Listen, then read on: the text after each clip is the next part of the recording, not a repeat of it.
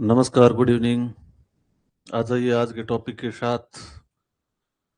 Plant anatomy वाला topic. आज पूरा टॉपिक, पूरा यूनिट समझने वाले हैं इस पेपर सॉल्यूशन में। पिछला भी पेपर सॉल्यूशन अच्छा गया होगा आपका। जल्दी से जल्दी लाइव जुड़ जाइए।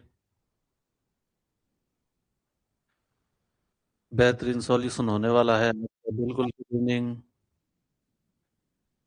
जल्दी से जुड़ जाइए।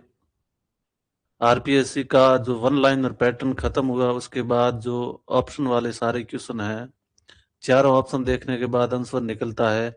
उसी के आधार पर हम सॉल्यूशन कर रहे हैं। और जो हमारे टेस्ट सीरीज चल रही है, बेहतरीन टेस्ट सीरीज है। आपको एग्जाम में बहुत ही फायदा होने वाला है। सारा सारा सॉल्यूशन, सारी यूनिट को आपके सामने बिल्कुल।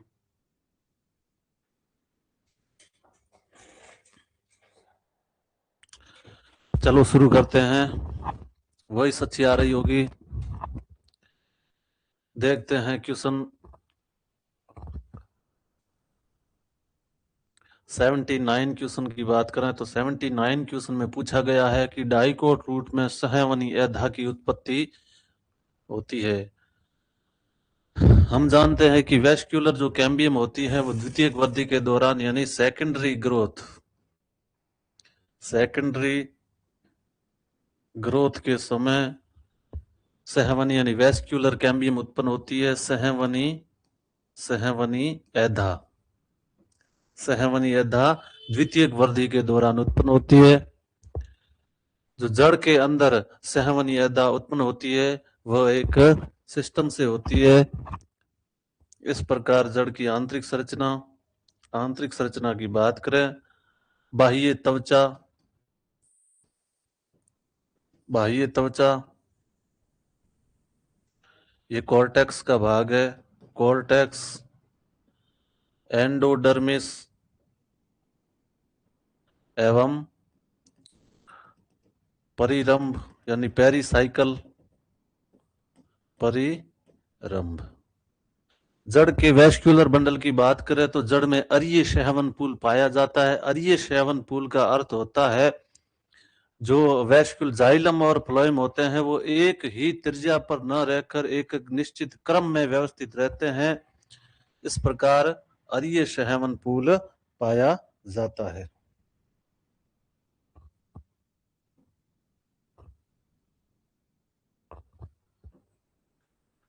जाइलम एवं फ्लोएम का अरीय श्रवण पुल पाया जाता है। जाइलम एवं फ्लोएम अरीय रूप से विन्यासित रहते हैं। तो द्वितीयक वृद्धि के दौरान जो डाइकोट रूट होती है, डाइकोट रूट में सहवन एधा की उत्पत्ति फ्लोएम पूल के नीचे स्थित ऊतक, ये फ्लोएम है, फ्लोएम के नीचे स्थित ऊतक तथा प्रोटोजाइलम के ऊपर परिरंभ, ये परिरंभ का भाग है। ये प्रोटोजाइलम के ऊपर स्थित परिरंभ से वैस्क्यूलर कैम्बियम उत्पन्न होती है। उत्पन्न होने के पश्चात इस प्रकार एक संरचना निर्मित होती है। एक लहरदार संरचना निर्मित होती है जिसे हम वैस्क्यूलर कैम्बियम कहेंगे। जो फ्लोएम के जो प्रोटोजाइलम के ऊपर का भाग होता है, प्रोटोजाइलम के ऊपर परिरंभ का भाग होता है, ये कम सक्रिय तथा जो फ्लोएम के नीचे संयोजी ऊतक यानी कनेक्टिव टिश्यू वाला भाग होता है, वह अधिक सक्रिय रहता है। इस प्रकार की एक वैस्कुलर कैम्बियम निर्मित होती है। एक लहरदार वैस्कुलर कैम्बियम निर्मित होती है। 79 का आंसर होगा ऑप्शन ए। अगले क्वेश्चन पर आ जाए। अगला क्वेश्चन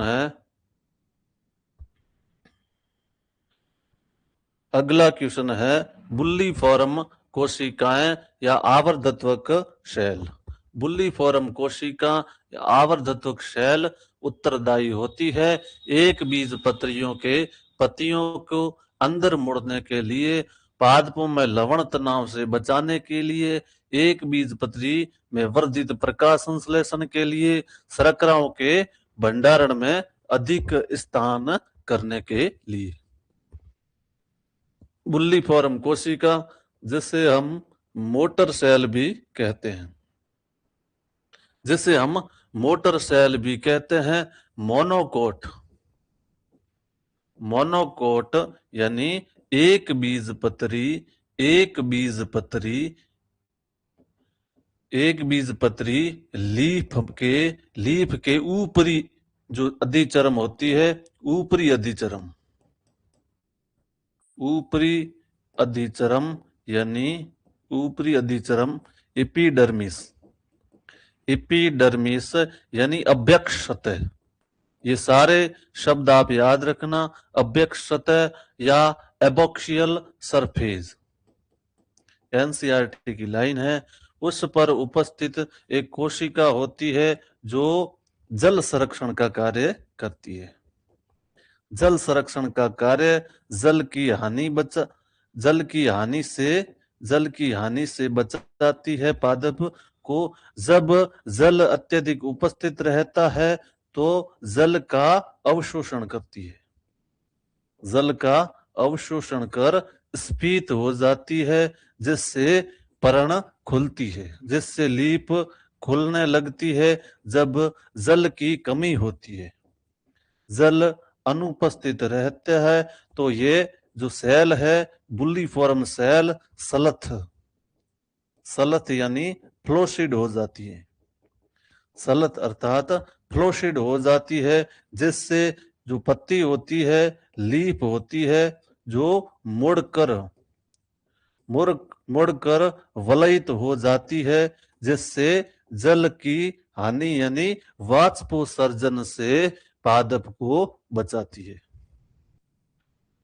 जल की हानि से बचाती है।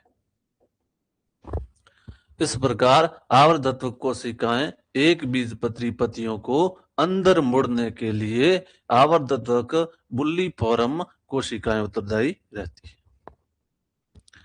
अगले क्वेश्चन पर आ जाएं। अगला क्वेश्चन है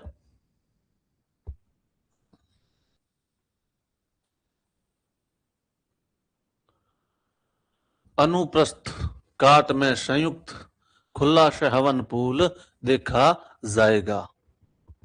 किस में अनुप्रस्थ काट में संयुक्त और खुला सहवन पूल देखा जाएगा? सहवन पूल, सहवन पूल, सहवन पूल की बात करें तो सहवन पूल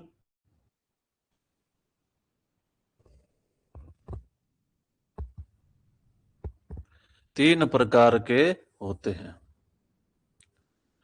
अरीय सहवन पूल, अरीय सहवन पूल, संयुक्त सहवन पूल और सकेंद्री सहवन पूल, सकेंद्री सहवन पूल। अरीय सहवन पूल को रेडियल, संयुक्त को कंजॉइंट, कंजॉइंट, सेकेंडरी को सिनसेंट्रिक सहवन पूल कहते हैं। अरीय सहवन पूल जड़ों में पाया जाता है, डाइकोट, डाइकोट या मोनोकोट। मोनोकोट जड़ में अरीय सहवन पूल पाया जाता है। संयुक्त सहवन पूल की बात करें, संयुक्त सहवन पूल समपार्श्विक, समपार्श्विक तथा समद्विपार्श्विक, समद्विपार्श्विक प्रकार का होता है। समपार्श्विक को हम बहिफ्लोएमी, बहिफ्लोएमी सहवन पूल कहेंगे। समद्विपार्श्विक को उभयफ्लोएमी, उभयफ्लोएमी सहवन पूल कहेंगे। बही फ्लोएमी के अंतर्गत ओपन यानी खुले प्रकार का, क्लोज यानी बंद प्रकार का सेहवन पूल पाया जाता है। बही फ्लोएमी का अर्थ होता है बाहर की तरफ फ्लोएम, मध्य में कैम्बियम तथा केंद्र में जाइलम। कैम्बियम जाइलम इस प्रकार का सेहवन पूल खुला सेहवन पूल होता है। खुले सेहवन पूल का अर्थ होता है जिनमें कैम्बियम अनुपस्थित रहे। बंद प्रकार के सेहवन पूल की बात करें, बंद प्रकार के सेहवन पूल में फ्लोएम तथा जाइलम होते हैं, मध्य में कैम्बियम अनुपस्थित रहती है। इसके एग्जाम्पल की बात करें, खुले प्रकार के सेहवन पूल डाइकोट स्टेम में, वहीं क्लोज प्रकार के सेहवन पूल मोनोकोट स्टेम तथा लीफ में देखने को मिलते हैं। उभय फ्लोएमी की बात करें जिसमें फ्लोएम दोनों ओर स्थित रहते हैं, बीच के अंदर कैम्बियम तथा सेंटर में जाइलम उपस्थित रहते हैं। इसके एग्जाम्पल की बात करें तो लूफा सिलेंड्रिका जिसे हम लौकी कहते हैं। सेकेंडरी की बात करें तो इसके अंदर एम्फीक्राइबल और एम्फीक्राइबल तथा एम्फीवेसल आते हैं। एम्फीक्राइबल के अंदर फर्न, स्लेजिनेला और लाइकोपोडियम तथा एम्फीवेसल के अंतर्गत युक्का तथा ड्रेसिना आते हैं। क्वेश्चन में देखें, क्वेश्चन में पूछा गया है संयुक्त और खुला सेहवन पूल, संयुक्त तथा खुला सेहवन पूल डाइकोट स्टेम के अंदर पाया जाता है। अगले क्वेश्चन पर आ जाएं। अगला क्वेश्चन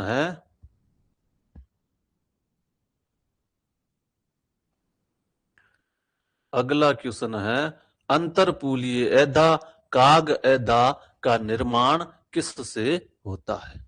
किस संरचना से अंतरपूलीय एधा तथा काक एधा का निर्माण होता है? कोशिका विभाजन, कोशिका विभेदन या कोशिका निर्विभेदन या पुनर्विभेदन?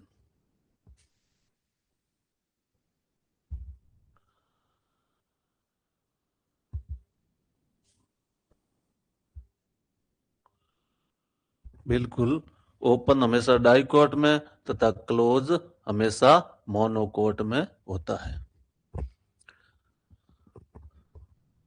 अंतरपूलीय एधा, हम सेल की बात करें, सेल विभेदन के फलस्वरूप, जिसमें विभेदन होता है जिसके फलस्वरूप प्राथमिक स्थायी ऊतक का निर्माण होता है।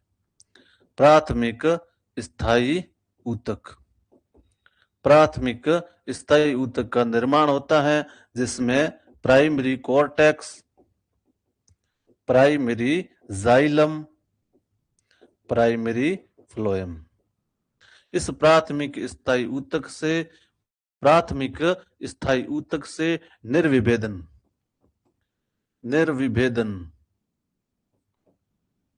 निर्विभेदन यानी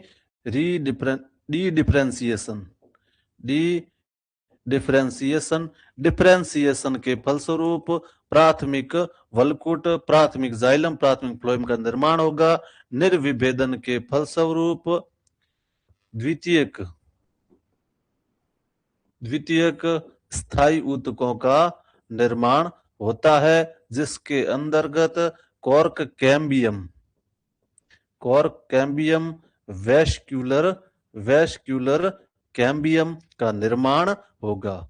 द्वितीयक स्थायी ऊतक विभजोतक प्राप्त करके शैल विभाजनशील रहती है, फिर उसका पुनर्विभेदन होता है। पुनर्विभेदन होने के फलस्वरूप जो ऊतक बनते हैं उनमें हम द्वितीयक यानी secondary cortex, secondary xylem, secondary phloem का निर्माण होता है। तो निर्विभेदन के फलस्वरूप बनने वाले ऊतक कोरक कैम्बियम तथा वेस्क्यूलर कैम्बियम होते हैं। 83 का आंसर होता है कोशिका निर्विभेदन। कोशिका विभेदन के फलस्वरूप secondary xylem primary xylem, primary phloem एवं प्राइमरी कॉर्टेक्स का निर्माण होगा। पुनर्विभेदन के फलस्वरूप सेकेंडरी कॉर्टेक्स, सेकेंडरी जाइलम तथा सेकेंडरी फ्लोएम निर्मित होते हैं। अगले क्वेश्चन पर आ जाएं। अगला क्वेश्चन है 84। खुले सहवन पूल। सारे सहवन पूल मैंने आपको अच्छे तरीके से समझा दिए हैं। जिनमें खुले सहवन पूल की बात करें तो खुले सहवन पूल द्विबीजपत्री पादपों में पाए जाते हैं। डाइकोट में ओपन का अर्थ होता है ओपन में कैम्बियम उपस्थित रहती है। अरीय सहवन पूल की बात करें चाहे एक बीजपत्री हो चाहे द्विबीजपत्री, दोनों में अरीय सहवन पूल उपस्थित रहेंगे। बंद सहवन पूल की बात करें जिसमें कैम्बियम अनुपस्थित रहती है, बंद सहवन पूल कहलाते हैं। कैम्बियम अब्सेंट रहेगी। संयुक्त सहवन पूल एक बीजपत्री तथा द्विबीजपत्रियों में संयुक्त सहवन पूल तनों के अंदर पाए जाते हैं। डाइकोट स्टेम तथा मोनोकोट स्टेम के अंदर पाए जाते हैं। इसके आंसर की बात करें तो आंसर होगा पहले का 2।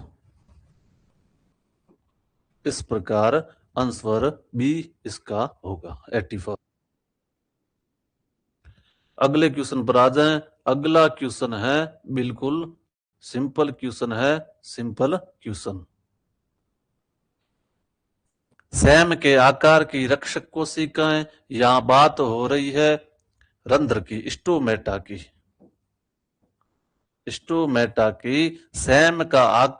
सैम के बीज का आकार किडनी के आकार का होता है। ये डाइकोट में रक्षक यानी गार्ड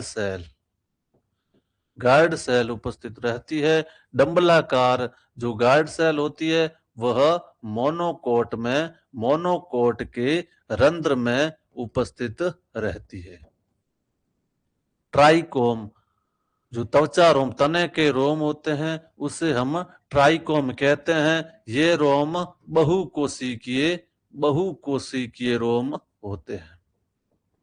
बहुकोशिकीय रोम होते हैं। बाह्य आदिदारुक जाइलम एग्जार्स जाइलम की जो प्रोटोजाइलम की स्थिति है उसके आधार पर बात करें जाइलम की तो जाइलम बाह्य आदिदारुक,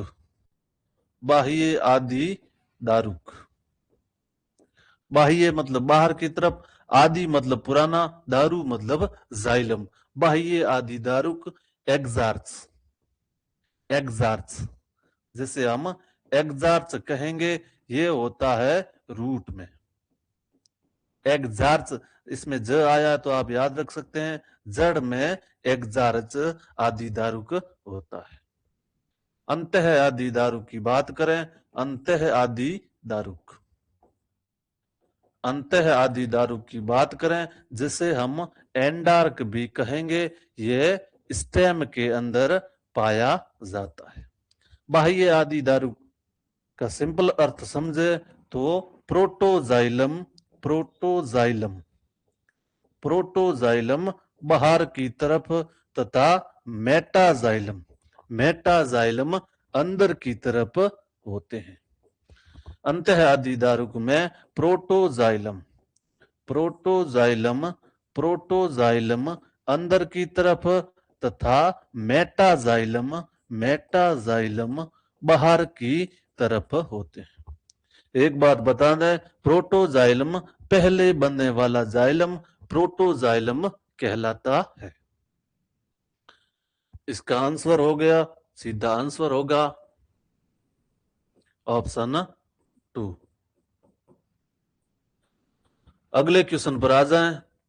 पूरा पूरा आपका यूनिट है जो प्लांट एनाटॉमी है, सारी यूनिट, चाहे आप अपने नोट्स ओपन करके बैठ जाना, पूरी यूनिट में यहां समझाने वाला हूं। पूरी यूनिट, कोई भी चीज पीछे छूटने वाली नहीं है। किसी भी कोचिंग में इस प्रकार का जो एक्सप्लेन आपको नहीं देखने को मिलेगा। अगले क्वेश्चन पर आ जाएं। पत्ती की शारीरिक संरचना में निम्नलिखित कथनों को पढ़िए और गलत कथन चुने। डाइकोट पत्ती में जाइलम अभ्यक्ष बाह्य त्वचा की ओर होते हैं।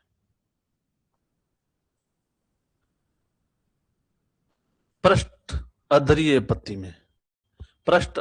पत्ती में रंध्र ऊपरी त्वचा की अपेक्षा निचली त्वचा पर अधिक विस्तृत होते हैं। हृदय दारुक जल का संचालन नहीं करता है, लेकिन यांत्रिक सहायता प्रदान करता है। एक बीजपत्री पत्ती में घास की कुछ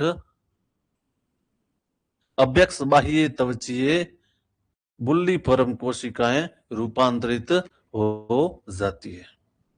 एक बीजपत्री पत्ती में सहवन पूल, अरीय तथा फ्लोएम अभ्यक्ष स्थिति पर रहते हैं।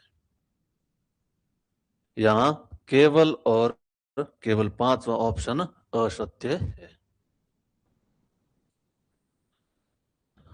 डाइकोट लीफ में जाइलम अभ्यक्ष यानी ऊपरी त्वचा की ओर स्थित रहते हैं।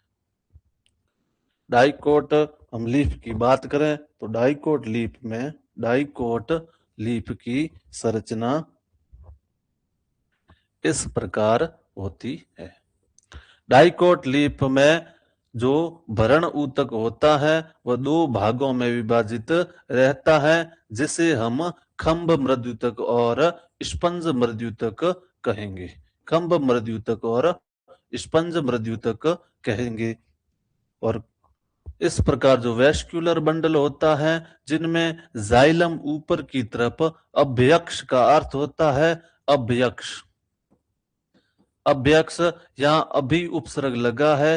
अभी का अर्थ होता है ऊंचा, यानी ऊपर की जो सतह होती है उसे हम अभ्यक्ष यानी अबोक्सियल सतह कहेंगे। और अपाक्ष सतह, अप का अर्थ होता है गिरना, यानी अपाक्ष सतह होती है वह निचली अधिचर्म को अपाक्ष सतह कहेंगे। ऊपर की ओर क्या होते हैं? जाइलम और फ्लोएम निचली सतह की ओर स्थित रहते हैं। हृदय दारुक जल का संचालन नहीं करता है, लेकिन यांत्रिक सहायता प्रदान करता है। हृदय दारुक जो तना होता है, तने के केंद्र में जो कास्ट होती है उसे हम हृदय दारुक हार्टवुड कहेंगे। हार्ट यानी कठोर वुड कहेंगे, क्योंकि इस वुड में उपस्थित जो जाइलम वाहिकाएं होती है, इन जाइलम वाहिकाओं के अंदर जाइलम मृदुतक इस प्रकार अतिवृद्धि कर लेता है। इन जाइलम मृदुतक में टेनिन, लिग्निन आदि पदार्थों के जमाव के कारण ये वाहिनियां अवरुद्ध हो जाती हैं, वाहिकाएं अवरुद्ध हो जाती है, इसलिए जल का संचालन नहीं कर सकता, लेकिन यांत्रिक सहायता प्रदान करता है। इस प्रकार की जो जाइलम वेसल्स के अंदर जो जाइलम मृदुतक की अतिवृद्धियां पाई जाती हैं उसे हम टाइलोसिस कहेंगे।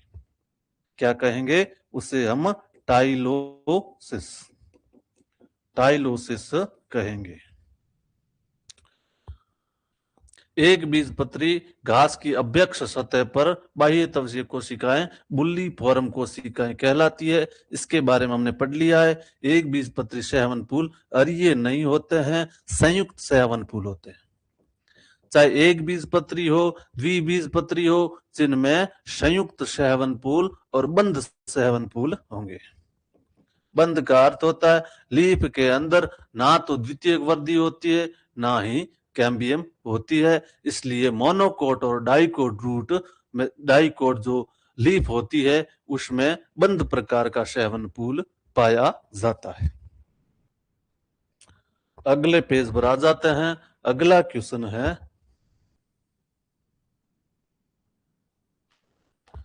अगला क्वेश्चन है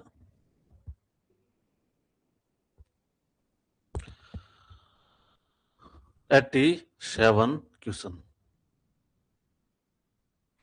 क्वेश्चन संख्या 87।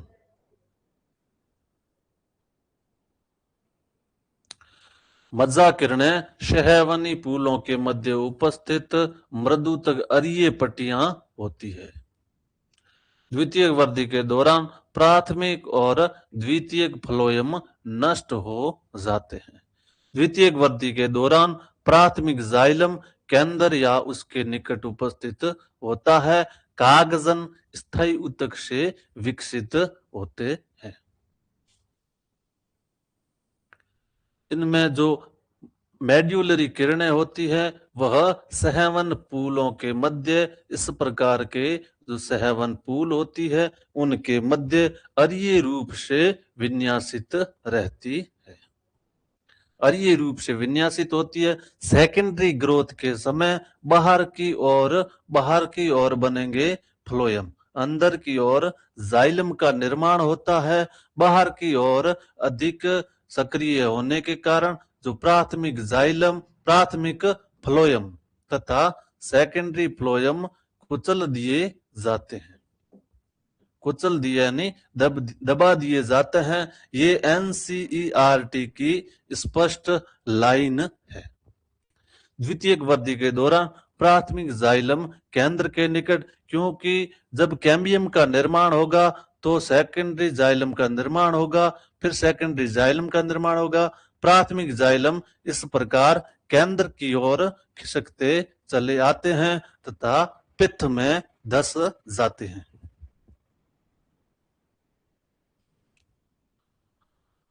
कागजन स्थायी ऊतकों से विकसित नहीं होते हैं। 87 का आंसर 4 होगा। अगले क्वेश्चन पर आ जाएं।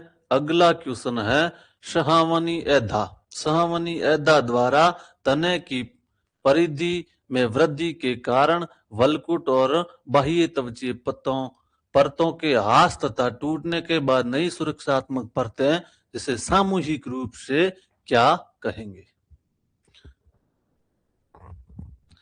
88 में जल्दी से आंसर दीजिए।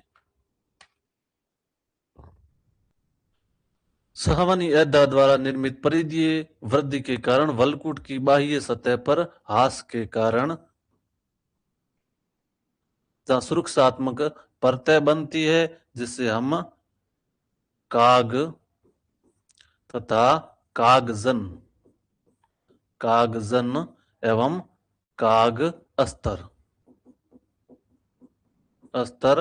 कोरक और कोरक कैम्बियम तथा काग अस्तर कहेंगे। इस प्रकार सामूहिक रूप से इसे पेरीडर्म कहेंगे। क्या कहेंगे? पेरीडर्म कहेंगे, यानी इसे परिचर्म कहेंगे। ये सामूहिक रूप से पूछा है तो इस प्रकार का जो होगा उसे हम परिचर्म यानी पेरीडर्म कहेंगे।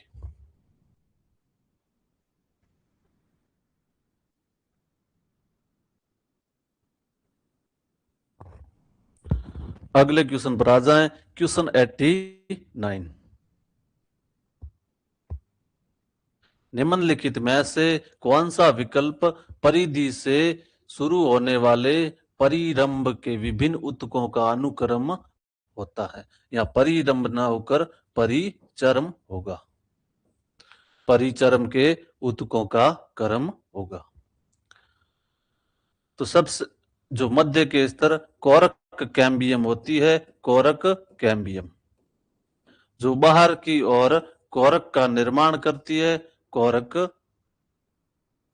का निर्माण करेगी, अंदर की ओर सेकेंडरी कॉर्टेक्स का निर्माण करेगी, जिसे हम काग अस्तर कहेंगे, जिसे हम काग अस्तर कहेंगे। कोरक कैम्बियम को कागजन कहते हैं। कागजन का अर्थ होता है, जन का अर्थ होता है ये अन्य ऊतकों को जन्म देती है, अर्थात अंदर की तरफ सेकेंडरी कॉर्टेक्स या काग अस्तर और बाहर की तरफ कोर्क या काग। तो यहाँ परिधि से शुरू पूछा है तो काग, कागजन और काग अस्तर। क्वेश्चन 90 पर आ जाए। निम्नलिखित में से आर कारण और कथन ए में तर्क दिया गया है, दोनों को चिन्हित करना है। जड़ों और पर्रों के परिपक्व क्षेत्रों में पाए जाने वाले विभजोतक द्वितीयक विभजोतक कहलाते हैं। अंतःपूलीय, अंतरपूलीय और काग एदा द्वितीयक विभजोतक के उदाहरण है। द्वितीयक विभजोतक की बात करें तो द्वितीयक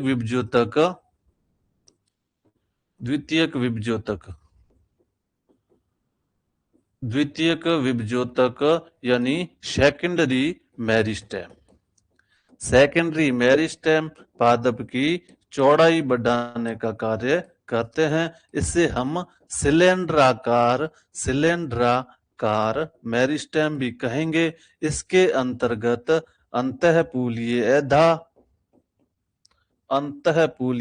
एदा अंतरापूलीय यानी अंतरपूलीय एदा तथा कोर्क कैम्बियम को सम्मिलित किया गया है।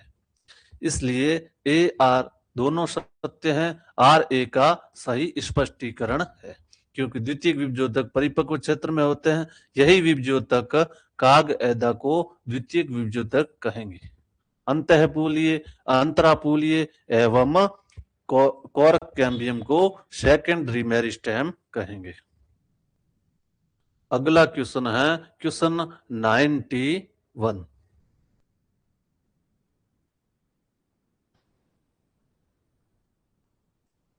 सहवनी ऊतकों जाइलम और फ्लोएम को अपछेदन यानी विच्छेदित करने वाले विभजोतक को क्या कहेंगे?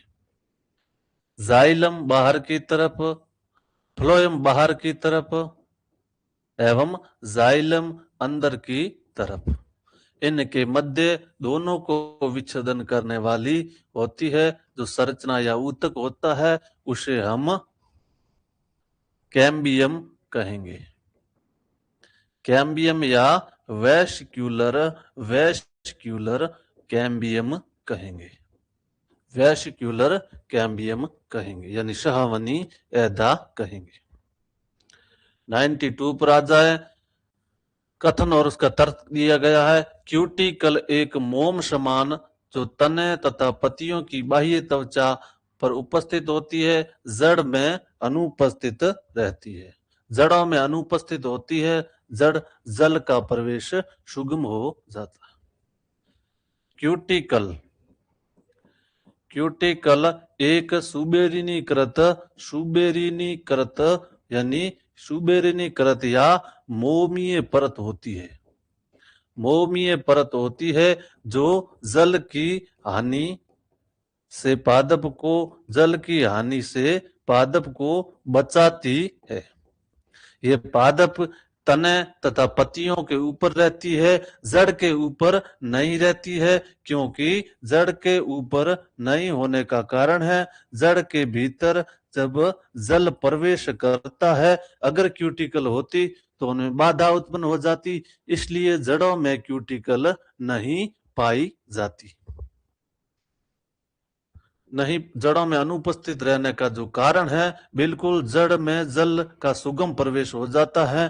कारण कथन दोनों सत्य है और स्पष्टीकरण भी इसका सही है। पहले ऑप्शन का स्पष्ट कथन ए का आर है जो स्पष्ट सही स्पष्टीकरण दे रहा है। 93 पर घास की पत्तियां शुष्क मौसम में अंदर की ओर मुड़ जाती है, उसे बुल्ली फॉर्म कोशिकाओं की शिथिलता कहेंगे। इसको हमने समझ लिया है। बिल्कुल, जब आर्द्र मौसम होता है यानी जल परिपूर्ण होता है, जिसके कारण जो पत्तियां के ऊपर पाए जाने वाली पत्तियों पर पाए जाने वाली बुल्ली फॉर्म सेल जल को ग्रहण कर स्फीत स्फीत हो जाती है, जिससे पत्तियां एकदम सपाट यानी खुली रहती है। जब शुष्क मौसम हो जाता है, जल की कमी होती है, वाष्पोत्सर्जन अधिक होता है, तो पत्तियां जल को नहीं ग्रहण करती तथा सलत हो जाती है। सलत यानी फ्लोसिड हो जाने से ये पत्तियां मुड़ जाती है तथा पादप में अतिरिक्त जल के हानि से पादप की सुरक्षा करती है। मज्जा किरणें बनती है सहमन फूलों के मध्य अरीय रूप से मर्दुतकीय कोशिकाओं से। सहमन फूलों के मध्य अनुदैर्घ्य रूप से स्थित होती है। सहमनी फूलों के मध्य पार्श्व रूप से मर्दुतकीय कोशिकाओं से या तिरछे रूप से। तो हमने पढ़ा था सहवन फूल के अंदर अरीय रूप से मेड्यूलरी किरणें यानी मज्जा किरणें अरीय रूप से बनेगी। 94 का आंसर होगा ऑप्शन ए। अगले क्वेश्चन पर आ जाएं। अगला क्वेश्चन 95, इसमें कारण और अभिकथन दिया गया है।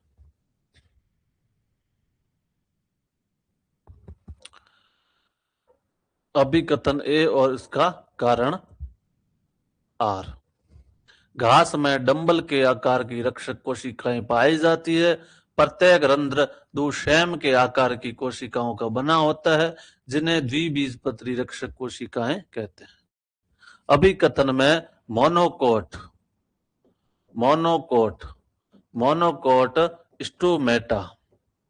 स्टोमेटा के जो द्वार कोशिकाएं हैं, द्वार कोशिकाओं की बात कर रहा है। ये डंबल के आकार की होती है, हमने पहले पढ़ लिया था। मोनोकोट लीफ में डंबल के आकार की गार्ड सेल पाई जाती है, जबकि डाइकोट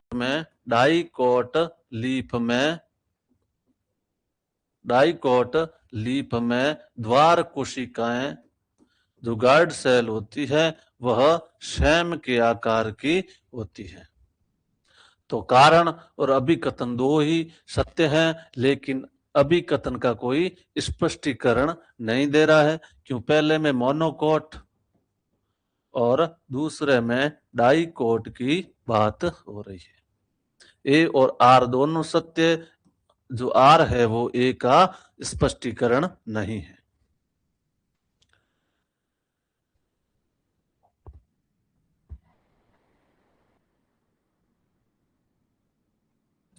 क्वेश्चन 96 पर आ जाएं।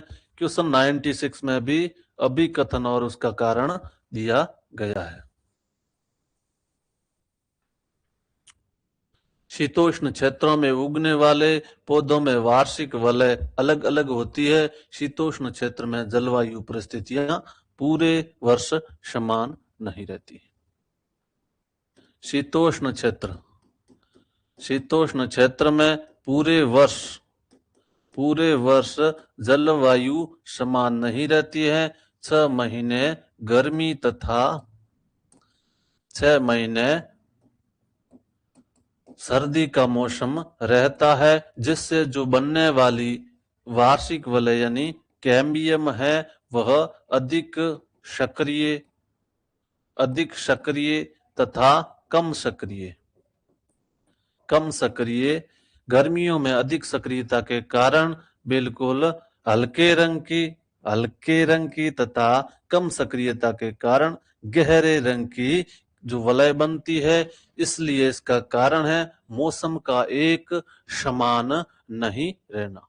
उष्णकटिबंधीय क्षेत्रों में स्पष्ट वार्षिक वलय नहीं बनती है। वार्षिक वलय पादप की आयु ज्ञात करने के लिए सहायक होती है। आयु ज्ञात करने की जो विज्ञान है उसे हम डेंड्रोक्रोनोलॉजी कहेंगे। डेंड्रोक्रोनोलॉजी कहेंगे तथा आयु पादप की आयु ज्ञात करने के लिए उपकरण यूज में लिया जाता है, उसे हम इंक्रीमेंट बोरर कहेंगे। इंक्रीमेंट बोरर कहेंगे। तो ए और आर दोनों सत्य हैं। आर ए का सही स्पष्टीकरण है।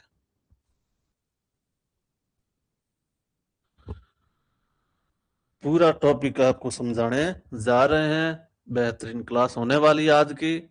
आरपीएससी जिस प्रकार से क्वेश्चन पूछती है वो सारा मैटर आपको समझाया जाएगा। एक बीजपत्री जड़ के संबंध में निम्नलिखित में से कौन सा कथन असत्य है? एक बीजपत्री जड़, एक बीजपत्री जड़ की बात करें तो एक बीजपत्री जड़ मज्जा बड़ी व पूर्ण विकसित या पित्त की बात हो रही है। द्वितीयक वृद्धि एक बीजपत्री में अनुपस्थित रहती है। बहु अधिदारुक और जाइलम पूल बिल्कुल सत्य है। विशिष्ट वलकुट परिरंभ और मज्जा बिल्कुल सही। हम बात करें मोनोकोट रूट तथा डाइकोट रूट की। मोनोकोट रूट तथा डाइकोट रूट की। मोनोकोट रूट में जो पित्त होता है वह पूर्ण विकसित रहता है। पित्त पूर्ण विकसित रहता है, जबकि डाइकोट के अंदर पित्त अल्प विकसित रहता है। पित्त है जो पित्त डाइकोट में अल्प विकसित रहता है। मोनोकोट में सेकेंडरी जो ग्रोथ होती है, सेकेंडरी ग्रोथ अनुपस्थित रहती है। डाइकोट में सेकेंडरी ग्रोथ उपस्थित रहती है। इसीलिए मोनोकोट में कैम्बियम अनुपस्थित रहेगी। सेकेंडरी ग्रोथ नहीं होने के कारण डाइकोट में कैम्बियम उपस्थित रहती है। इसीलिए इसके सहवन पूल को ओपन सहवन पूल, जबकि मोनोकोट रूट के सहवन पूल को क्लोज सहवन पूल कहते हैं। लेकिन जड़ों के जो सहवन पूल की विशेषता है वह अरीय सहवन पूल पाया जाता है। इनके एंडोडर्मिस की बात करें तो एंडोडर्मिस में सुबेरिन की पट्टियां पाई जाती हैं, जिसे कैस्पीरियन पट्टियां कहते हैं। ये कैस्पीरियन पट्टियां मोनोकोट और डाइकोट दोनों में उपस्थित रहती है। मोनोकोट तथा डाइकोट दोनों में कैस्पीरियन पट्टियां उपस्थित रहती है। मोनोकोट में जो सहवन पूल होते हैं, सहवन पूल की संख्या 6 या अधिक होती है। इसीलिए इसे हम बहुआदिदारुक यानी पॉलीआर्च कहेंगे।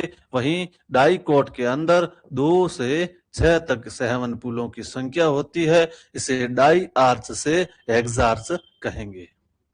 मोनोकोट के अंदर की बात करें तो मोनोकोट में कोर्टेक्स पूर्ण विभेदित नहीं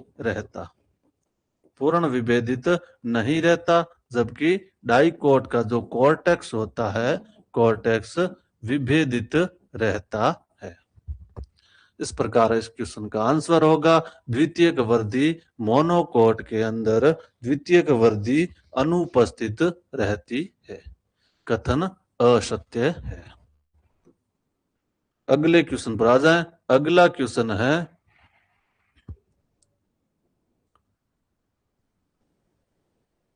संयोजी ऊतक निम्न में से किन से बना होता है? मृदुतक की कोशिकाएं जो जाइलम और फ्लोएम के मध्य स्थित रहती है।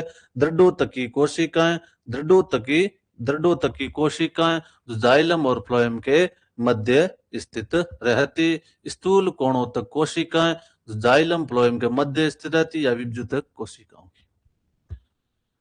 संयोजी ऊतक की बात करें तो द्वितीयक वृद्धि के दौरान जो जड़ के अंदर द्वितीयक वृद्धि होती है उनमें फ्लोएम के नीचे जो संयोजी ऊतक है वो तथा प्रोटोजाइलम के ऊपर का जो परिरंभ का भाग है वे दोनों मिलकर कैम्बियम का निर्माण करते हैं। इस प्रकार सहवन पूल की व्यवस्था होती है। सहवन पूल के मध्य मृदुतकी कोशिकाओं का जो संगठन पाया जाता है उसे हम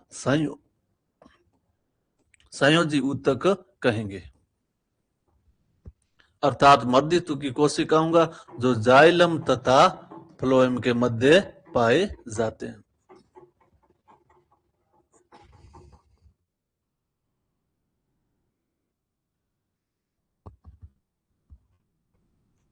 नाइन्टी 99 की बात करें, निम्नलिखित में से कौन सा कथन गलत है? रंध्र तंत्र रंध्र छिद्र रक्षक कोशिकाओं और आसपास की सहायक कोशिकाओं सम्मिलित होती। रंध्र तंत्र में रंध्र की बात करें तो इस प्रकार की संरचना जिसे हम द्वार कोशिका द्वार सेल कहते हैं। इनके आसपास की जो भी कोशिकाएं होती है उन्हें हम सहायक कोशिकाएं कहेंगे, सहायक सेल कहेंगे। तो ये सम्मिलित होती है। मृदुतकी कोशिकाएं सामान्यतः कॉर्टेक्स परिरंभ मज्जा किरणों में उपस्थित रहती है। बाह्य त्वचा कोशिकाएं मृदुतकी होती है जिनमें कोशिका भित्ति पर अधिक मात्रा में कोशिका द्रव एक बड़ी रिक्तिका होती है। सहायक कोशिका बाह्य तव की कोशिकाएं होती है जिनमें रक्षक कोशिकाओं के समीप अपना आकार या माप विशिष्ट होता है। सहायक कोशिकाएं रक्षक कोशिकाओं के समीप स्थित रहती है, लेकिन बाह्य कोशिकाओं कोशिका भित्ति पर अधिक मात्रा में कोशिका द्रव्य अनुपस्थित रहता है। ऑप्शन सी इसका आंसर होगा। अगले क्वेश्चन पर आ जाए। ग्राउंड टिश्यू सिस्टम में क्या सम्मिलित नहीं रहता है? हम बात करें ऊतक तंत्र की। ऊतक तंत्र जिनमें एपिडर्मल टिश्यू सिस्टम, एपिडर्मल जो ऊतक तंत्र यानी बाह्य तवकीय ऊतक तंत्र, भरण ऊतक तंत्र यानी ग्राउंड टिश्यू सिस्टम और सहवनी ऊतक तंत्र। एपिडर्मल जो टिश्यू सिस्टम होता है उसमें एपिडर्मिस मूल रोम तथा स्टोमेटा यानी रंध्रों को सम्मिलित किया गया है। भरण ऊतक तंत्र के अंतर्गत हाइपोडर्मिस, एपिडर्मिस के जस्ट नीचे का भाग जिसे हम द्वितीयक वलकुट भी कहेंगे हाइपोडर्मिस। भरण ऊतक में ग्राउंड कॉर्टेक्स, एंडोडर्मिस, परिरंभ यानी पेरिसाइकिल तथा पित्त एवं मेड्यूलरी रे को सम्मिलित किया गया है। सहवनी ऊतक के अंतर्गत जाइलम तथा फ्लोएम को सम्मिलित किया गया है। बाह्य त्वचा को सम्मिलित नहीं किया गया और सहवन पूल दोनों को सम्मिलित नहीं कर सकते। किसमें? भरण ऊतक में। अगला क्वेश्चन देखते हैं। अगले क्वेश्चन में है निम्न कोशिकाओं का स्थान दिया गया है। प्राथमिक तना, जड़, मज्जा किरणें तथा वलकुट और परिरम निम्न में से कौन सी कोशिकाएं प्राय उपरोक्त स्थान पर उपस्थित रहती है? मज्जा, मज्जा किरण तथा वलकुट में हम देखते हैं जो भरण ऊतक होता है वह हमेशा मृदुतक मृदुतक मृदुतक शैल से बना रहता है। मृदुतकी शैल हमेशा भोजन संग्रहण का कार्य करती है। ये सार्वत्रिक सेल्स होती है जो हर स्थान पर पाई जाती है। तो मृदुतकी कोशिकाओं के ये बने होते हैं। अगले क्वेश्चन पर आ जाएं। अगला क्वेश्चन है किस प्रकार के शहवन पूल विन्यास एधा उपस्थित होती है जिनमें द्वितीयक वृद्धि पाई जाती है?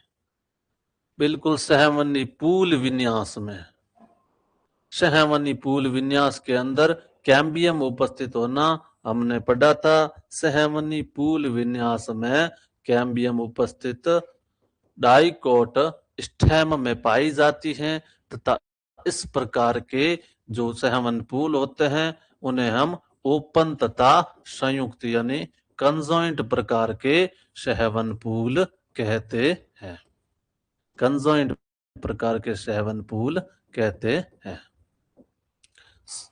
संयुक्त तथा ओपन यानी कंजॉइंट और खुले सहवन पूल में पूल विन्यास में एधा उपस्थित रहती है। अरीय व्यवस्था भी खुले होते हैं लेकिन पूल विन्यास के अंदर एधा न रहकर एधा एक लहरदार वलय का निर्माण करती है।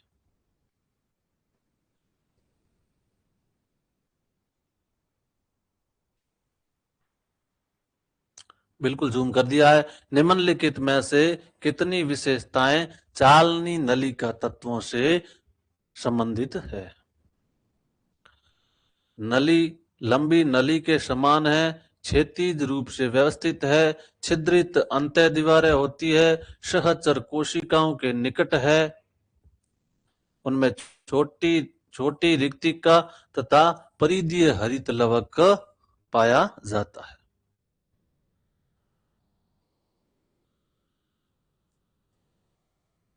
लंबी नलिका छिद्रिल, अंतः दीवारें छिद्रिल पाई जाती है, बिल्कुल सहचर कोशिकाओं के निकट रहती है। चालनी नलिकाएं बिल्कुल ऑप्शन थर्ड इसका आंसर होगा क्योंकि इसमें रिक्तिकाएं बड़ी रिक्तिकाएं पाई जाती हैं तथा क्षैतिज न व्यवस्थित होकर अनुदैर्ध्य रूप से व्यवस्थित होती है। चालनी नलिका जब परिपक्व परिपक्व चालनी नलिका होती है तो उसमें केंद्रक अनुपस्थित रहता है तथा इस चालनी नलिकाओं की जो उपापचयी क्रिया तथा उसका जो दाब प्रवणता का जो नियंत्रण है वह जो सहचर कोशिकाएं होती हैं सहचर सेल के न्यूक्लियस द्वारा नियंत्रित किया जाता है। अगले क्वेश्चन पर आ जाएं। क्वेश्चन 104 104 आवर्त बीजी फ्लोएम में चालनी तत्वों तथा सहचर कोशिका दोनों में केंद्रक होते हैं। चालनी तत्व में केंद्रक लेकिन सहचर कोशिकाओं में नहीं होते हैं। सहचर कोशिका में केंद्रक लेकिन चालनी तत्वों में नहीं होते हैं। इस प्रकार ऑप्शन सी इसका आंसर है। हमने बताया था इस अगले क्वेश्चन के अंदर जिसमें परिपक्व जो चालनी नलिकाएं होती हैं उनमें केंद्रक अनुपस्थित रहता है तथा इसके उपापचय क्रियाओं और दाब प्रवणता का नियंत्रण है जो सहचर कोशिकाओं द्वारा नियंत्रित होता है।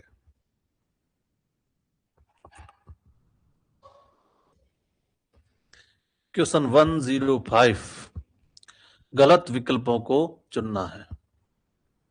वाहिकाएं वेसल्स मोटी काइटिनी या लिग्निन की बनी होती हैं।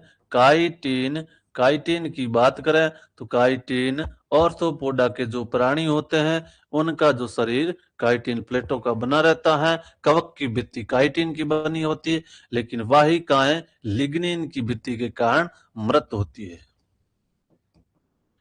वाहिनिकाएं यानी ट्रैकिड्स लंबी नलिका के समान कोशिकाएं जिनमें लिग्निन युक्त भित्तियां और नुकीले शीर्ष होते हैं। जाइलम तंतु सेप्टेट और असेप्टेट होते हैं। जाइलम मृदुतक कोशिकाएं पतली और सेल्यूलोज की कोशिका भित्तियों के साथ जीवित रहती है। सेल्यूलोज और पैक्टिन, जिस सेल में सेल्यूलोज और पैक्टिन होगा वह जीवित होगी तथा लिग्निन के कारण ये मृत हो जाती है। वाहिकाओं की बात करें तो वाहिकाओं की संरचना वेसल्स की संरचना इस प्रकार सिलेंडर नुमा होती है। सिलेंडर नुमा होती है। वहीं वाहिनिका की बात करें तो इस प्रकार नुकीले शीर्ष के समान संरचना होती है। वाहिका में इस प्रकार के छिद्र पाए जाते हैं जो जल के संवहन में सहायक रहते हैं। वहीं वेसल से ट्रैकिड्स में तिर्यक छिद्र पट पाए जाते हैं। दोनों में लिग्निन का जमाव पाया जाता है। लिग्निन के जमाव के कारण दोनों मृत होती है तथा जाइलम का एकमात्र ऊतक जो जीवित होता है वह जाइलम मृदुतक कहलाता है।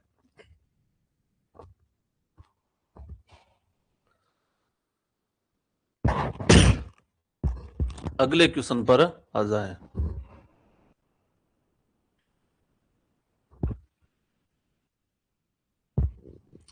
पैरेन्काइमा ऊतक के संबंध में निम्नलिखित में से कौन सा कथन असत्य है?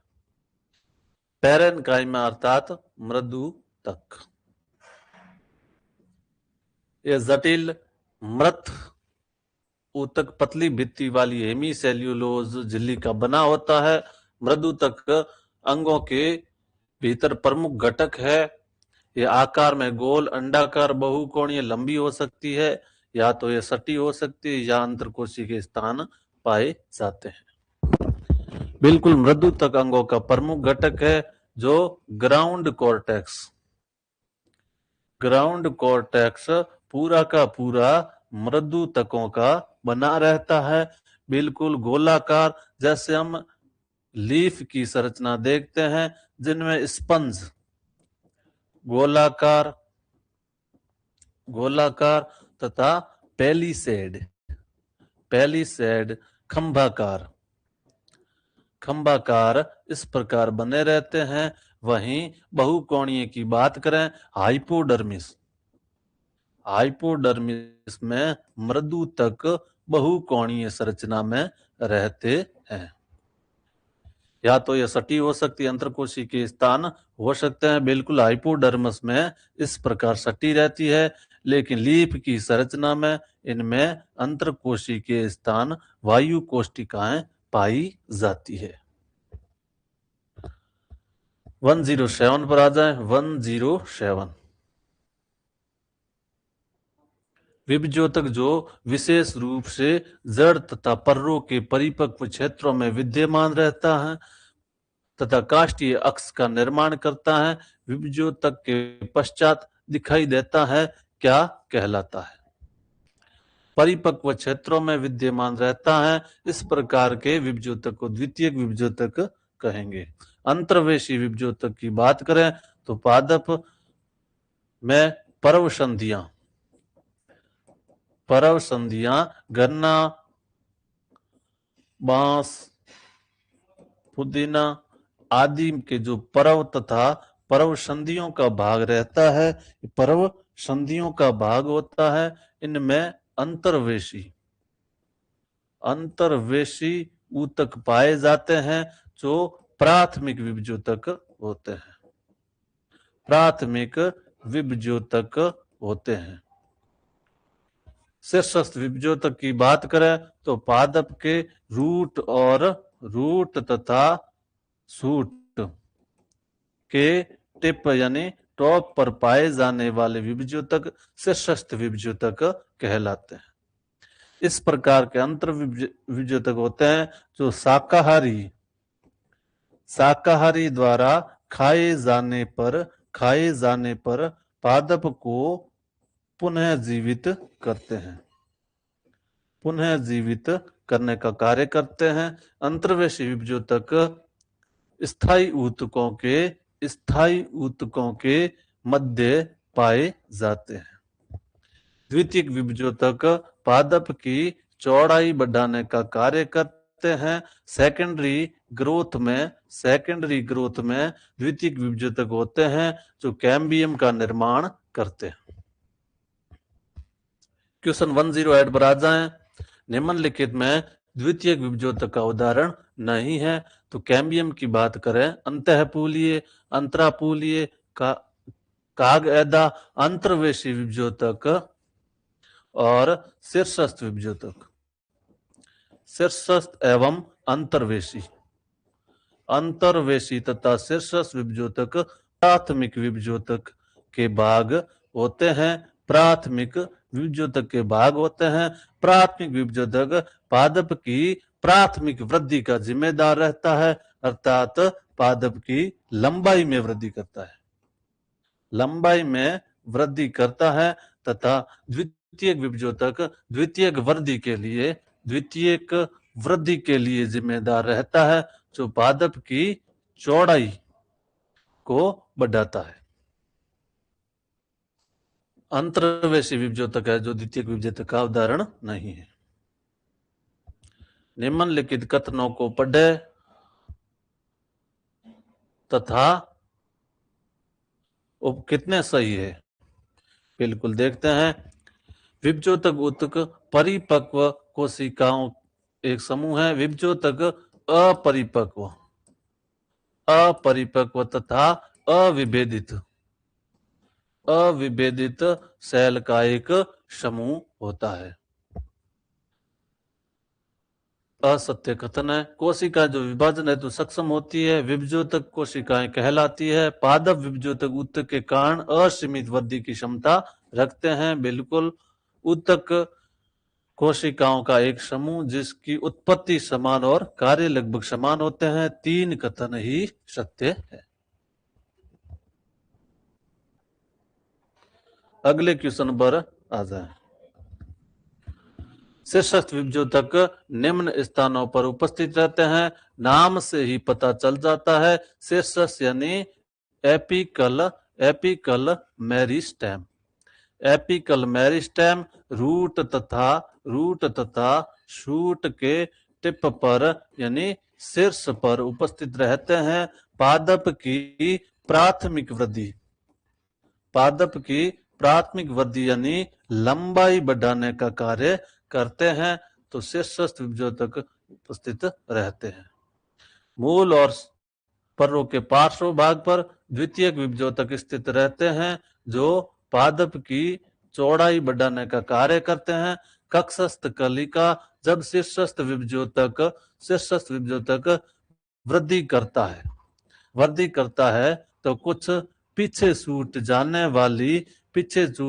जाने वाले जो टिश्यू होते हैं उसे हम कक्षस्थ कलिकाएं कहते हैं, जो पत्ती तथा फूल एवं शाखाएं निकलने के जिम्मेदार रहता है। अगले क्वेश्चन पर आ जाएं। 111 शीर्षस्थ विभज्योतक तथा अंतर्वेशी विभज्योतक प्राथमिक विभज्योतक कहते हैं क्योंकि प्रारंभ में दिखाई देते हैं और प्राथमिक शरीर के निर्माण में सहायक होते हैं।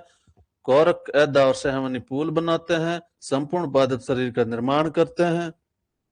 अनेक पादप भाग जड़ परिपक्व क्षेत्रों में सेकेंडरी मेरिस्टेम होता है।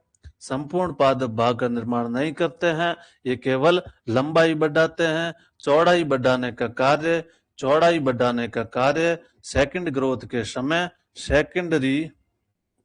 सेकेंडरी मेरिस्टेम यानी द्वितीयक विभज्योतक का कार्य होता है, प्रारंभ में दिखाई देते हैं तथा पादप जो शरीर का निर्माण करने में सहायक होते हैं। एक व्यास सम्मित पुष्प होते हैं। पुष्प के सम्मिति की बात करें, सम्मिति तो 3 प्रकार की सम्मिति होती है। एक व्यास त्रिज्या सम्मित, एक व्यास सम्मित, एक व्यास सम्मित तथा असम्मित। त्रिज्या सम्मित को हम एक्टिनोमॉर्फस कहते हैं। एक व्यास सम्मित को जाइगोमॉर्फिस कहते हैं। सबकी असम्मित जो सम्मिति पाई जाती है उसे हम इर्रेगुलर यानी अनियमित पुष्प कहेंगे। त्रिज्या सम्मित की बात करें तो धतूरा, सरसों,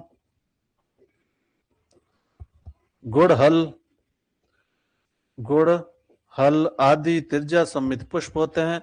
एक व्यास सम्मित का अर्थ होता है किसी एक अक्ष से काटने पर बराबर 2 भागों में बांट दिया जाए, उसे हम एक व्यास सम्मित या जाइगोमॉर्फस कहते हैं, जिसके एग्जाम्पल है गुलमोरोकेशिया, मटर भी इसका उदाहरण है। जैसे इस प्रकार पुष्प संरचना होती है जिसमें एक अक्ष से काटने पर केवल 2 भागों में बांटता है। त्रिज्या सम्मित में किसी भी अक्ष से काटने पर समान 2 भागों में बांट सकते हैं। एक असम्मित पुष्प को हम 2 भागों में नहीं बांट सकते हैं। धतूरा और सरसों है जो त्रिज्या सम्मित यानी एक्टिनोमॉर्फस पुष्प है। तो 2 और 3 इसका आंसर होगा। अगले क्वेश्चन पर आ जाएं। कौन सा पौधा वैक्सिलरी पुष्प दल विन्यास तथा द्विसंगी पुंकेसर रखता है? वैक्सिलरी पुष्प दल विन्यास में इस प्रकार का विन्यास होता है। एक पुष्प जो दल होता है, बड़ा पुष्प दल ध्वजक कहलाता है। ध्वजक कहलाते हैं। 2 बीच के जो दल विन्यास होते हैं उसे हम पक्ष कहते हैं। और छोटे होते हैं जो पुष्प दल होते हैं उसे हम कील या नोतल कहते हैं। इस प्रकार का जो विन्यास है वह मटर के पुष्प में पाया जाता है। वहीं द्विसंगी पुंकेसर की बात करें तो मटर में इस प्रकार का एक पुंकेसर विन्यास पाया जाता है जिनमें 9+1 के सिस्टम में ये पाया जाता, 9 एक संघ में और एक अलग संघ में, इसलिए इसे द्विसंगी पुंकेसर कहेंगे। एक संगी पुंकेसर की बात करें तो इस प्रकार पुंकेसरी नाड़ का निर्माण कर एक संघ में व्यवस्थित रहते हैं, जिसका एग्जाम्पल है गुड़हल का पुष्प।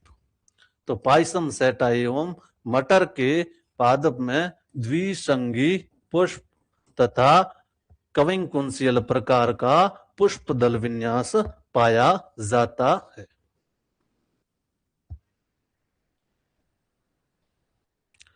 वन फॉर क्वेश्चन 114 नंबर का क्वेश्चन है। अभी कथन और कारण दिए गए हैं। पुष्प एक रूपांतरित पर्रो में परिभाषित किया जाता है। पर्रो शीर्षस्थ विभज्योतक पुष्पीय विभज्योतक में परिवर्तित होते हैं। पर्रो की पोरियां संघनित होकर, पोरिया यानी पर्व, संघनित होकर कर्मिक पर्व संधियां पार्श्विक रूप से विभिन्न उपांग निर्माण करती है। पुष्प की संरचना की हम बात करें तो पुष्प के अंदर पुष्प एक रूपांतरित पर्रो होता है। पुष्प एक रूपांतरित पर्रो होता है। पर्रो की विशेषता है जिसमें पर्व तथा पर्व संधियां पाई जाती है। गन्ने का पुष्प आपने तना देखा होगा तो इस प्रकार के गन्ने या बांस के तने में इस प्रकार की व्यवस्था पाई जाती है। इसे हम पर्व यानी इंटरनोड और जो बीच में संघनित भाग होता है उससे हम पर्व संधि यानी नोड कहेंगे। तो पुष्प के अंदर जो पर्व होते हैं वो संघनित हो जाती है, बिल्कुल पर्व दिखाई नहीं देते हैं। पर्व संधियों से उपांग निकलते हैं, जैसे गाइनोसियम, एंड्रोसियम, कैलिक्स और कोरोला है जो पर्व संधियों से निकलते हैं। इसलिए ए और आर दोनों सही है, आर ए का सही स्पष्टीकरण भी है। अगले क्वेश्चन पर आ जाएं। अगला क्वेश्चन है दैनिक जीवन में दाल है नीचे दिए गए कुल से संबंधित है। फैबेसी कुल को हम लेग्यूमिनोसी कुल भी कहते हैं, जिसे हम दाल कुल भी कहते हैं। और पोएसी को घास कुल या अनाज कुल भी कहेंगे, अनाज कुल भी कहेंगे। सोलेनेसी धतूरा या आलू, टमाटर आदि का कुल लिलिएसी के अंतर्गत प्याज और लहसुन आते हैं। तो फैबेसी में दालों का कुल फैबेसी को कहा गया है। अगले क्वेश्चन पर आ जाएं। मूल या जड़ के ऊर्ध्वाधर भाग के निम्नलिखित क्षेत्रों को क्रमिक रूप से व्यवस्थित करो। मूल की एक संरचना देखें तो इस प्रकार की संरचना होती है, जिसके शीर्ष पर मूल गोप यानी रूट कैप उपस्थित रहता है। रूट कैप की बात करें तो शीर्ष पर रूट कैप उपस्थित रहेगा। सबसे ऊपरी भाग जो हम आधारी भाग कहेंगे, शीर्ष से आधार की ओर कहे तो शीर्ष पर रूट टॉप होगा, लेकिन जो मूल के ऊर्ध्वाधर भाग से निम्नलिखित बातों को व्यवस्थित करें, सबसे ऊपर मूल रोम के पश्चात परिपक्वन क्षेत्र में ही मूल रोम उपस्थित रहते हैं। परिपक्वन क्षेत्र के बाद दीर्घीकरण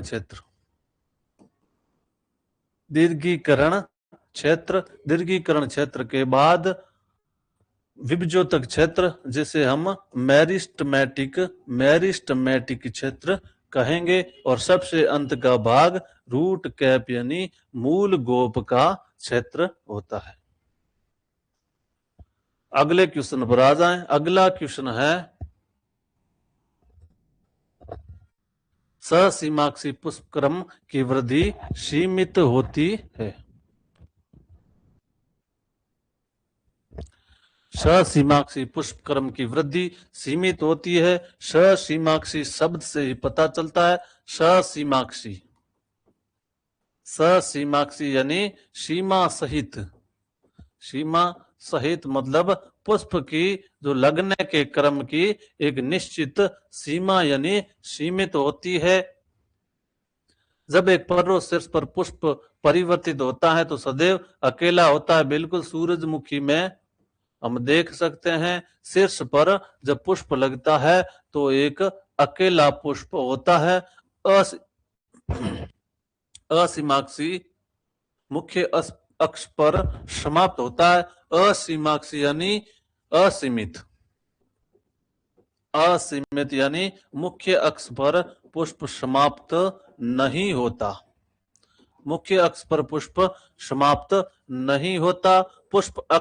पुष्पों की व्यवस्था को परण विन्यास न कहकर पुष्पक्रम विन्यास या इनफ्लोरेसेंस कहते हैं। यदि एक गांठ पर 2 से अधिक पत्तियां निकलती है तो बिल्कुल चक्राकार आकृति में बनती है। परण विन्यास की बात करें, जहां पर्व संधि पर 1 से अधिक परण निकलेगी तो इस प्रकार की व्यवस्था एक चक्राकार विन्यास में रहेगी। तो 3 और 4 असत्य कथन है, तो बाकी वाले कथन 1, 2 और 5 सत्य कथन होंगे। अगले क्वेश्चन पर आ जाएं। बेहतरीन और सिंपल क्वेश्चन है।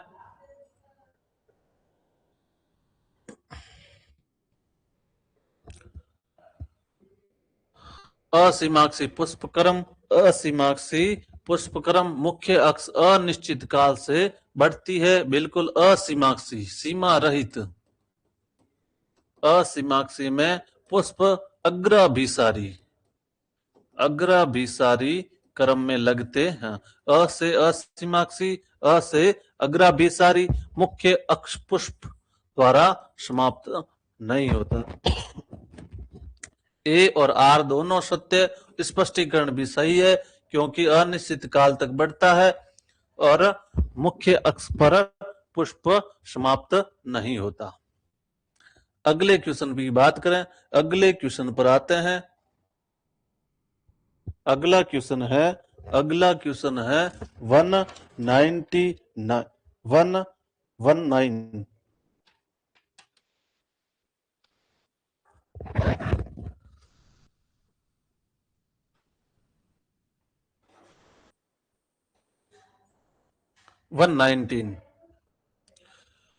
एक संगी पुंकेसर गुड़हल में पाए जाते हैं। पुंकेसर एक गुच्छा या बंडल के रूप में एकजुट होते हैं तो यह स्थिति एक संगी कहलाती है। दोनों ही सही है और स्पष्टीकरण भी है।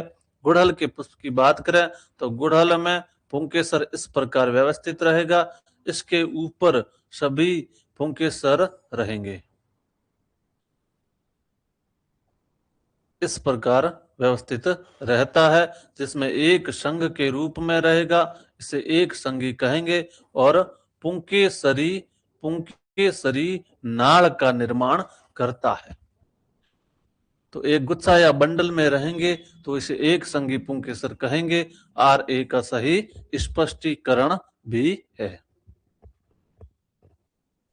अगला क्वेश्चन है, सिंपल क्वेश्चन है, निम्नलिखित में से पुष्पीय पादपों को पश्च निषेचन विकास के संबंध में कौन सा कथन गलत है?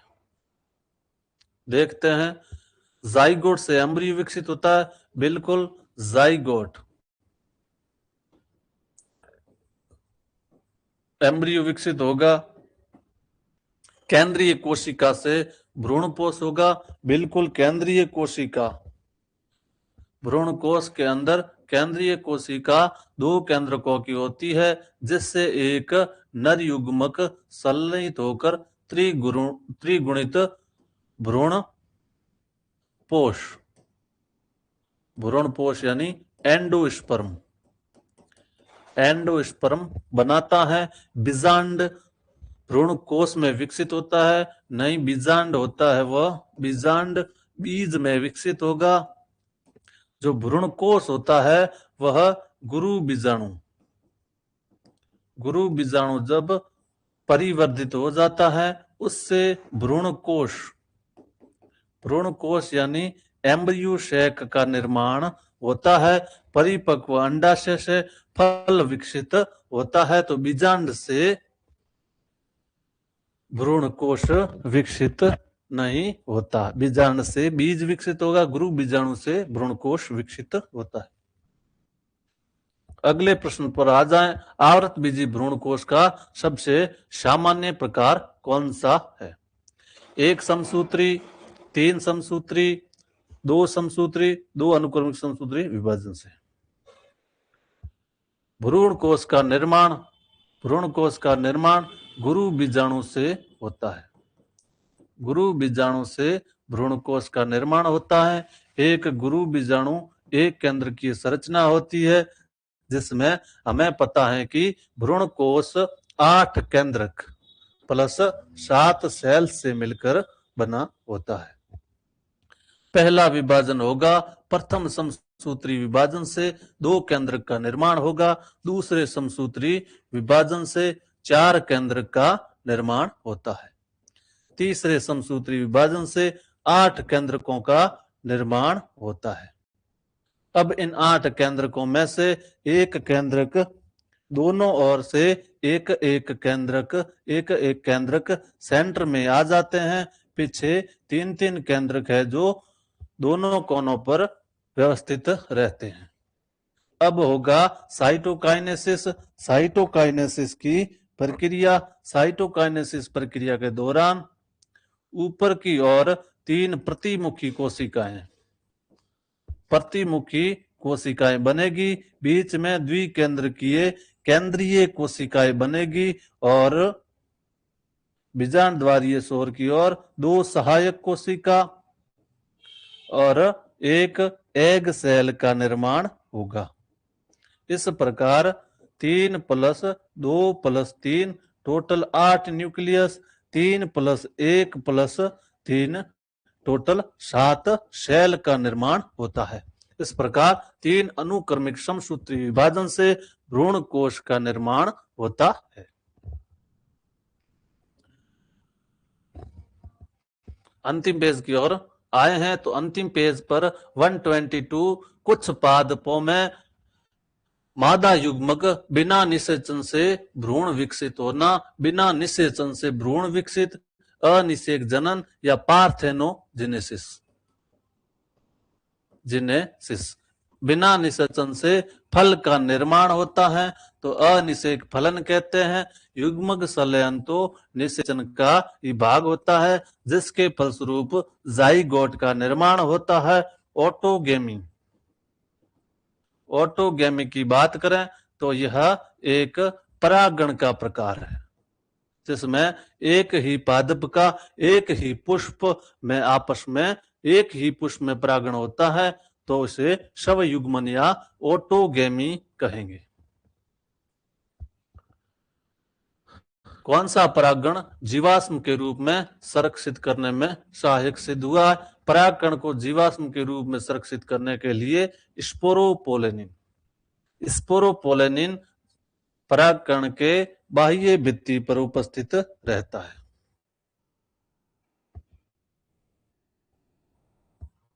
एक्साइन बोलते हैं जिस पर उपस्थित रहता है। स्पोरोपोलेनिन है जो यूम्बिस काय से स्रावित होता है। यूम्बिस काय का निर्माण टेपिटम द्वारा होता है। टेपिटम जो पराग कोश होता है जिसकी सबसे आंतरिक भित्ति होती है तथा ये स्पोरोपोलेनिन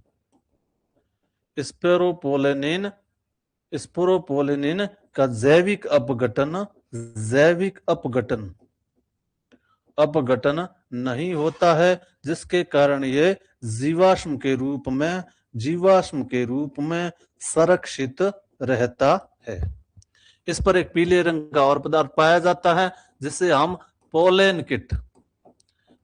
किट कहेंगे जो परागण हेतु कीटों को आकर्षित करने का कार्य करते हैं। क्वेश्चन है नर युग्मकोद्भिद उत्पन्न होता है। 2 शुक्राणु एकाई कोशिका, एकल शुक्राणु एकाई कोशिका, एकल शुक्राणु द्विकाई कोशिका। 2 शुक्राणु और एकाइक कोशिका। नर युग्मकोद्भिद का अर्थ होता है परागकण। इस प्रकार संरचना होती है परागकण की। बाह्य चोल और अंतःचोल। बाह्य चोल जिसे हम एक्साइन और अंतःचोल जिसे हम इंटाइन कहते हैं। अंतःचोल पर जनन छिद्र पाए जाते हैं। जनन छिद्र की बात करें तो जनन छिद्र परागकण के अंतःचोल में पाए जाते हैं, मादा युग्मकोद्भिद में नहीं पाया जाता। इसमें 2 कोशिकाएं होती है। बड़ी कोशिका को हम कायिक सेल या ट्यूब सेल कहेंगे। ट्यूब सेल कहते हैं। छोटी तरकुवत सेल जिसे हम जनन कोशिका कहते हैं। जनन सेल कहते हैं, जनन कोशिका कहते हैं। पराग का जब अंकुरण होता है तो पराग की जो आंतरिक भित्ति होती है उनमें से पराग नली निकलती है जिसमें अग्रभाग पर तो कायिक सेल तथा पश्च भाग पर जनन कोशिका होती है। तो पराग नलिका के अंदर जनन कोशिका में समसूत्री विभाजन होता है जिसके फलस्वरूप 2 शुक्राणु का निर्माण होता है। जब भ्रूणकोश के अंदर ये परागकण प्रवेश करता है तो एक युग्मक, एक नर जो शुक्राणु होता है वो तो अंड कोशिका से मिलकर, अंड सेल से मिलकर जाइगोट का निर्माण करता है, जबकि दूसरा जो शुक्राणु होता है वह शुक्राणु ध्रुवीय केंद्रक से, ध्रुवीय जो 2n केंद्रक से मिलकर भ्रूणपोष का निर्माण करता है, भ्रूणपोष का निर्माण करता है। इस प्रकार क्वेश्चन नंबर 124 का आंसर है 2 शुक्राणु एक कायिक कोशिका। भ्रूणकोश के बारे में हमने पढ़ लिया है, भ्रूणकोश की संरचना भी पढ़ ली है, जिनमें इस प्रकार की संरचना पाई जाती है। 3 केंद्रक, 3 कोशिकाएं, 2 केंद्रक, 1 कोशिका, 3 केंद्रक और 3 कोशिका। इस प्रकार 8 केंद्रक और 7 कोशिकाएं परिपक्व भ्रूण कोश के अंदर पाई जाती है। अगले क्वेश्चन पर आ जाए 1 to 6 भ्रूण कोश निषेचन के बाद अब भ्रष्ट होने वाली कोशिकाएं। तो भ्रूण कोश की बात करें तो भ्रूण कोश के अंदर सहायक कोशिका, सहायक सेल नष्ट हो जाती है, अंड कोशिका शुक्राणु से मिलकर जाइगोट का निर्माण करती है, केंद्रीय कोशिका भ्रूणपोष का निर्माण करेगी और एंटीपोडल सेल, जिसे हम प्रतिमुखी कोशिका कहेंगे, प्रतिमुखी सेल होती है वो नष्ट हो जाती है। इस प्रकार सहायक कोशिका नष्ट हो जाती है, प्राथमिक भ्रूणपोष नष्ट नहीं होती है, भ्रूणपोष नष्ट नहीं होता है, अंड भी नष्ट नहीं। इसमें ऑप्शन गलत दिए गए, ऑप्शन देखें तो सहायक कोशिका, सहायक सेल्स तथा प्रतिमुखी सेल, प्रतिमुखी सेल नष्ट होती है, नष्ट होती है, ये सही कर लेना। सहायक कोशिका और प्रतिमुखी कोशिका है नष्ट होती है। अगला क्वेश्चन देख लें। अगला क्वेश्चन है एक प्रारूपिक द्विबीजपत्री घास के भ्रूणों में द्विबीजपत्री और एक घास, एक बीजपत्री और द्विबीजपत्री, एक बीजपत्री और द्विबीजपत्री की बात हो रही है। द्विबीजपत्री के बीज होते हैं अभ्रूणपोषी, अभ्रूणपोषी बीज होते हैं, जिनमें जो खाद्य पदार्थ है वह बीज पत्रों में संचित रहता है, बीज पत्रों में संचित रहता है, बीज पत्रों में संचित रहता है। जबकि मोनोकोट की बात करें तो मोनोकोट में भ्रूणपोषी बीज होते हैं, जिसमें एक बीज पत्र के समान संरचना पाई जाती है। इस प्रकार के बीज पत्र पर्देनुमा जो बीज पत्र होता है, जिसे हम स्कूटेलम कहेंगे, वहीं भ्रूणपोष के चारों ओर प्रोटीन की बनी एक परत पाई जाती है, जिसे एल्यूरोन परत कहते हैं। जो सजातीय संरचनाओं की बात करें, द्विबीजपत्री के बीज पत्र और स्कूटेलम भी एक बीजपत्री का बीज पत्र कहलाता है। बीज पत्र ये सजातीय संरचना होती है।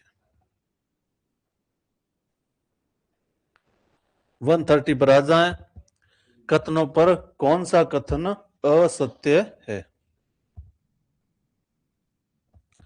जाइगोमॉर्फिक पुष्प, जाइगोमॉर्फिक पुष्प केंद्र से गुजरने वाले एक अरीय तल में 2 बराबर भागों में विभाजित एक व्यास सममित को जाइगोमॉर्फिक कहते हैं।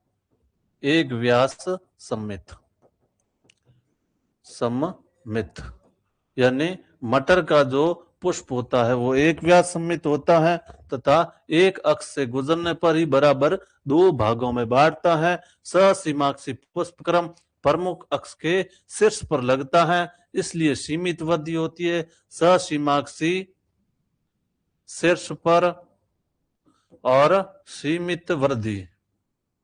सीमित वृद्धि तला भी सारी क्रम में पुष्प लगते हैं।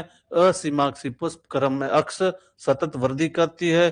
पुष्प पार्श्व अग्राभिसारी क्रम में लगे रहते हैं। फल परिपक्व पका हुआ अंडाशय बाद में विकसित होता है। यहाँ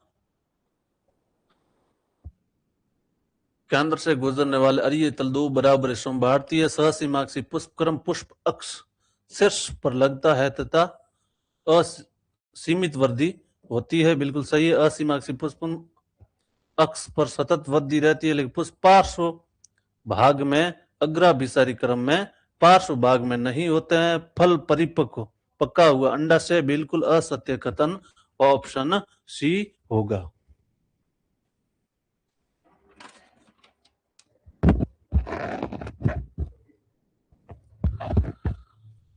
असीमाक्षी में सतत वृद्धि नहीं होती है। बिल्कुल आज का सेशन बेहतरीन सेशन चला है। पूरी प्लांट एनाटॉमी को आपके सामने प्रस्तुत कर दिया गया है। बेहतरीन हमने समझाने का प्रयास किया है। आने वाले जो टेस्ट है इससे भी बेहतर समझाने का प्रयास करेंगे, ताकि एग्जाम में आपको सभी क्वेश्चन इन्हीं टेस्ट पेपर में से ही मिलने वाले हैं। आज के लिए इतना ही। धन्यवाद।